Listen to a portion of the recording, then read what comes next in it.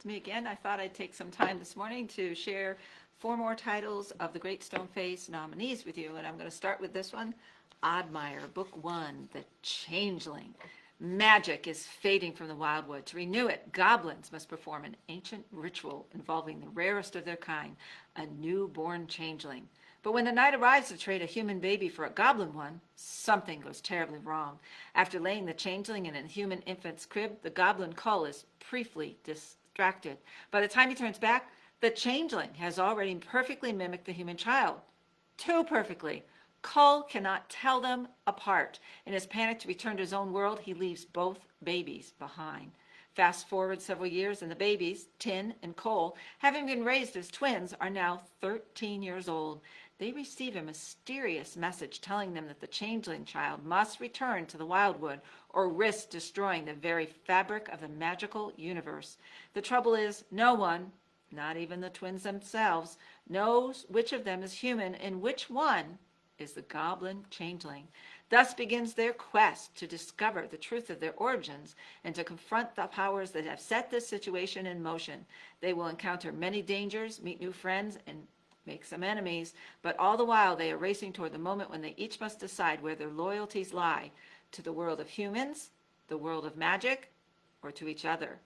Read Changeling if you love a great fantasy with characters you really care about, and it's book 1, so there's more coming in the series. Would you want to know if you were the changeling?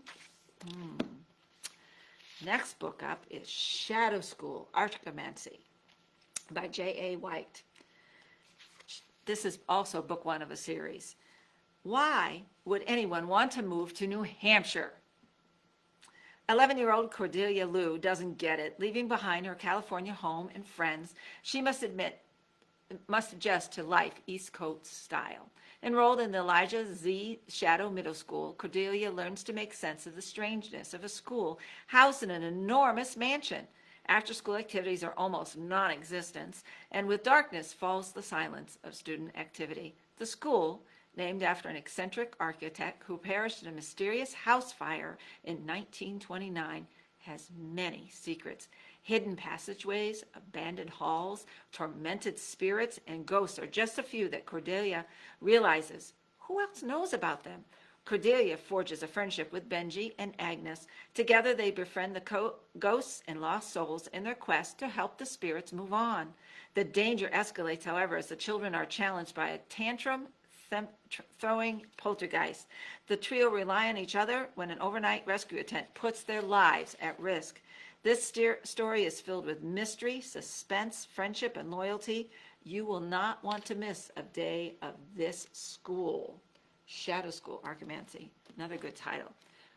The ones I'm sharing with you I have already read, so I know how good they are. From the Desk of Zoe Washington by Janae Marks. Massachusetts State Penitentiary. That's what the return address said. Zoe Washington's 12th birthday has arrived. So has the emotional upheaval caused by the arrival of a mysterious letter from jail. A letter from the father she never knew. A father in jail for murder. Zoe and her father engage in a clandestine journey as they exchange secret letters and phone calls. Zoe's grandmother helps facilitate the connection, keeping the secret from Zoe's mom. Through the letters, Zoe starts to believe in her father's innocence. Was he wrongly convicted? Is he really innocent? Could he be really guilty of the horrific crime that sent him to jail? This amazing story of forgiveness, redemption, and racial profiling brings hope, promise, and love to the forefront. Join Zoe as she sets out to prove her father's innocence and right a wrong.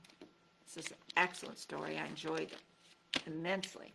And the last one I'm going to share with you today is another one that I have read, Planet Earth is Blue by Nicole Pantelikos. That's a hard name, but it's a great book.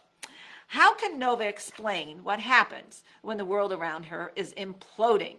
She's supposed to be a supernova, a star that suddenly increases greatly in brightness because of a catastrophic explosion that ejects most of its mass. Her older sister, Bridget, says so.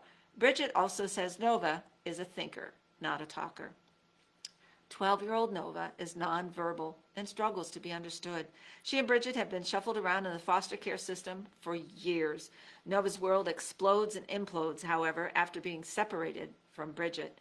In 1986, before the Space Shuttle Challenger disaster, the sisters struggle to find a place to belong.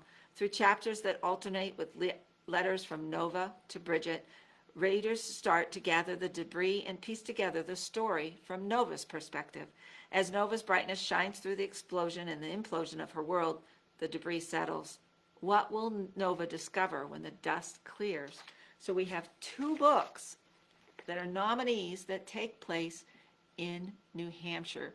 Great reads. If you want to borrow one of these books, give us a call, send us an email, reserve it online in our catalog. We have all of the Great Stone Face nominees, the actual books that you can read, get a start on, and you'll be ahead of everyone else reading the books for next year's voting. I hope you enjoyed hearing about these 4 books, and I hope you want to read them. They're really fun. These books are geared for grades 4 to 6. That's what the Great Stone Face nominee list is for. Of course, some 3rd graders may enjoy reading these books. They won't get to vote on them next year in 2021. They won't get to vote on one of the nominees, but they're geared for grades 4 to 6. But anybody could read them if they want to. Thanks for listening. Have a great afternoon. Bye.